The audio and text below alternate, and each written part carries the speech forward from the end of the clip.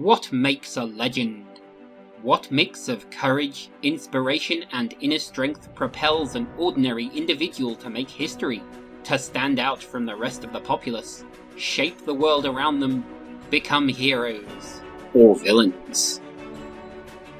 I am Funky Monkey. Come with me now as we leave the House of Love behind and enter a new realm, the House of Legends.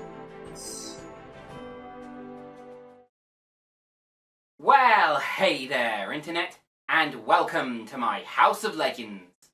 So, we defeated the alien harvesters in 1996 and sent them scurrying off with their tails between their legs.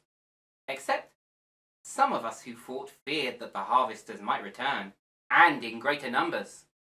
This concern finally comes to pass in today's legend, Independence Day Resurgence.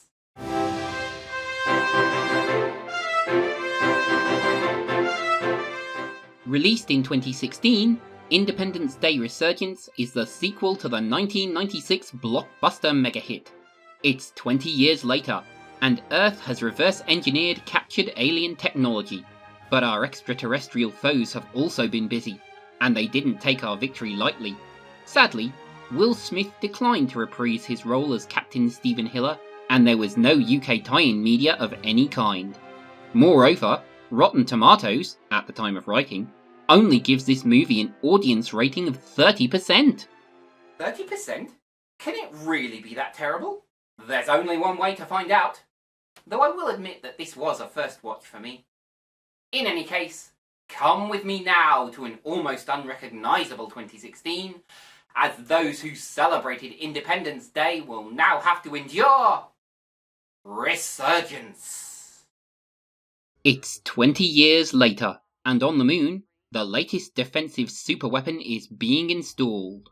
The Harvesters might not be the only threat out there, and there's no guarantee that the Harvesters won't come and try their luck again. So, the moon-based superweapon is a first defense, using their own city-blasting cannon against them. Well, it's a pretty big cannon, I'll grant you, but I just don't know if it's going to be enough. But oh dear, in Area 51 the captive aliens have reawoken. Which is why David Levinson is in Africa, on the trail of a rebel warlord's son. Dikembe Mbutu, that recently succeeded his late father in ruling his territory, is a veteran of melee combat with the Harvesters, who weren't as fortunate as the detainees in Area 51, but then, folks all over don't take kindly to Harvesters trying to invade. Dr. Brackish Oaken, former head researcher at Area 51, survived being puppeted by an alien, and finally awakes from a decades-long coma. The main plot finally kicks in when a new ship approaches the moon base, and is swiftly dealt with. But who exactly sent this ship, and why? Levinson and his entourage board a stolen space tug in order to find out. But the point quickly becomes moot when a new mothership passes the moon. And worse, the new superweapon is powerless against their shields. I just knew it. While at Area 51, Thomas Whitmore decides to have a chat with a captive alien. After being size-zapped by the harvester that puppeted Dr. Oaken in 96, former President Whitmore has been having nightmares, while Dr. Oaken was scrawling harvester secrets on his hospital room walls. And Mbutu even had visions, which foretold the unidentified ship. However, communing with harvesters, as we discovered back then, is rarely the smartest course of action. But it does reveal the weak point, the Queen Harvester. And so, the world goes to war once more. But the top side is heavily defended. So our forces enter through the hangar bay. But the Queen is wise to them. They really didn't suspect a thing. And more fool them. I've encountered more empty house traps than I care to mention. These downed pilots, Jake, Dylan, son of Stephen Hiller, Charlie, and Chinese pilot Rain, will become crucial to defeating the Harvesters later on. so I thought that I'd better introduce them now. While at Area 51, Dr. Oaken managed to get into the shot-down ship, and we get a glimmer of hope in defeating the Blighters once and for all. This sphere is the sum total of knowledge gained by every sentient species that has ever faced the Harvesters. Most did not survive, and have gathered on a sanctuary world where they're planning a retaliatory assault on the Harvesters, but the Harvesters detect the enemy sphere's activation, because finding the sanctuary is crucial to their final domination of the galaxy, if not the universe. And here I thought that the Borg were overambitious. And so the counter-offensive is set, and Thomas Whitmore will be playing the part of Russell Case. On behalf of the planet Earth, happy 4th of July. But oh dear, the Queen survived, and it takes a whole squadron to finally overload her personal shield. But the secret is out. The plan was simple. Replicate the sphere's signal using an explosive latent decoy. Lure out the ship to a safe distance and blow it up. Hide the real sphere in the containment chamber until the ship and Queen were destroyed. What they didn't count on was the Queen having her own personal shield generator, or that some imprisoned Harvesters would escape and lay eyes on them.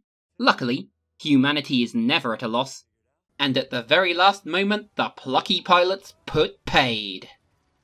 And so, humanity endures. I should probably mention the subplot of a Harvester ship attempting to drill out our planet's molten iron core, as monitored by a pirate outfit who received $100 million for their services. But more importantly, we're on our way to finally fight back. Or are we? Roland Emmerich is sceptical about a third in the series, citing Disney's buying of Fox. But if these movies have taught us anything, it's that hope springs eternal. For now though, that was Independence Day Resurgence, another essential addition to the House of Love, and I feel that this one might just scrape the House of Legends. Now some might say that this is the first film all over again, but I beg to differ. There are certainly parallels, and a legacy that carries on through, but the stakes are higher, the ships are larger, and there's even a smattering of lore with the enemy, Sphere. But let's start with the ensemble cast, and a much larger role for Brent Spiner's Dr. Brackish Oaken, who can now claim 2 sci-fi franchises and a gay love interest. Bill Pullman is still a dignified and composed Thomas Whitmore, even as the former pilot and president grew a beard and became ever more Russell Case. Jeff Goldblum is still Jeff Goldblum, and Judd Hirsch's Julius Levinson is still memorable as he gets his new grandkids. Jesse T. Usher, Liam Hemsworth, Micah Monroe, Travis Tope, and Chinese actress Angela Baby are less memorable, though it is nice to see that Vivica A. Fox's Jasmine Hiller transitioned into medical care, and even nicer to see Midlander and my personal favourite, Ryan Cartwright, as Levinson's second in Africa. But there's a glaring imperfection that I have to address, and it's that this movie takes its time to get going. But it's a lot less jingoistic toward America, probably because 2016 had its eyes on the Chinese market. Still, even if there's no nod towards dear old Blighty this time around, it's refreshing not to be blasted with America Saves the World in this sequel. Also, I think that the idea of a Queen Harvester is more than a little cliché.